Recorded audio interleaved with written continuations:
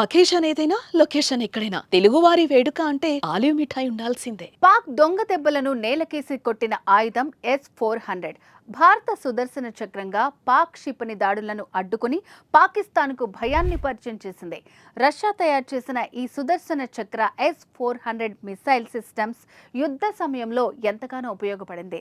దీంతో రష్యా నుంచి మరిన్ని S-400లను భారత్ దిగుమతి చేసుకోవాలని భావిస్తోంది.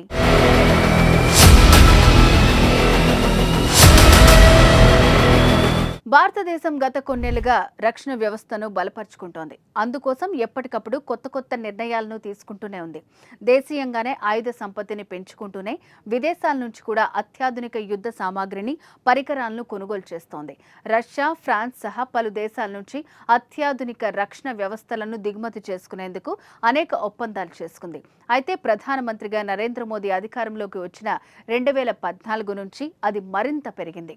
ఈ క్రమంలోనే రక్షణ ఒప్పందాల్లో ఇతర దేశాల నుంచి ఒత్తిడి వచ్చినా వాటిని జయించి భారత త్రివిధ దళాలకు అత్యాధునిక ఆయుధాలు, మౌలిక వసతులను కల్పించింది.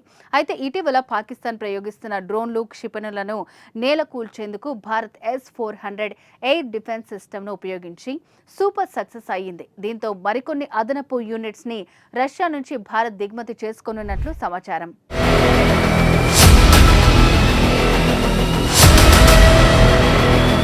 2018లో రష్యాతో భారత్ కుదుర్చుకున్న 35,000 కోట్ల ఒప్పందంలో భాగంగా ఇప్పటికే 3S-400 ఈ క్షిపణి వ్యవస్థలను రష్యా భారత్కు డెలివరీ చేయనున్నాయి. అయితే గత 3 ఏళ్లుగా జరుగుతున్న రష్యా ఉక్రెయిన్ యుద్ధం కారణంగా మరో 2 S-400 స్క్వాడ్రన్ల రాక 2026-27 వరకు ఆలస్యం కావచ్చని రక్షణ శాఖ వర్గాలు అంచనా వేస్తున్నాయి. అవి కాకుండా భారత్ తన వైమానిక రక్షణ సామర్థ్యాన్ని మరింత విస్తరించేందుకు అదనపు S-400 కావాలని భారత్ విజ్ఞప్తికి రష్యా అంగీకారం తెలిపే అవకాశం ఉంది.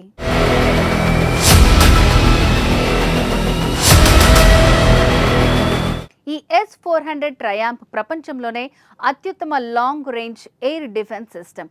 ఇది 600 కిలోమీటర్ల పరిధిలో ఉన్న అనేక వైమానిక లక్ష్యాలను గుర్తించి వాటిని అడ్డుకోగలదు. దీన్ని సులభంగా ఒక ప్రాంతం నుంచి మరో ప్రాంతానికి తరలించేందుకు అవకాశం ఉంటుంది. దాన్ని ఓ వాహనంపై అమర్చవచ్చు. ఒకేసారి మల్టిపుల్ టార్గెట్స్ ని ధ్వంసం చేస్తుంది. ఏకకాలంలో 80 లక్ష్యాలను ఛేదించగల సామర్థ్యం కలిగి ఉంటుంది.